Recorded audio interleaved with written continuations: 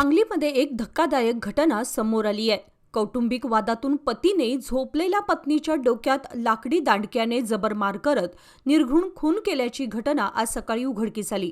विशेष म्हणजे खून केल्यानंतर आरोपी पती आपल्या 8 आणि 10 वर्षांच्या 2 मुलांना घेऊन घटनास्थळावरून फरार झालाय। ही घटना आज बुधवारी पहाटे 4 वाजण्याच्या सुमारास सांगलीच्या शाहूनगर परिसरात घडली।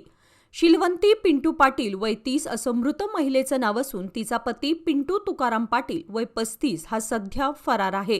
दोघांचे मूळ गाव हुलजंती तालुका मंगळवेढा असून सध्या हे दाम्पत्य सांगलीतील शाहूनगर परिसरात राहत होते। दोघेही मजुरीवर उपजीविका करत होते आणि बांधकामस्थळी वॉचमन म्हणून राहत होते।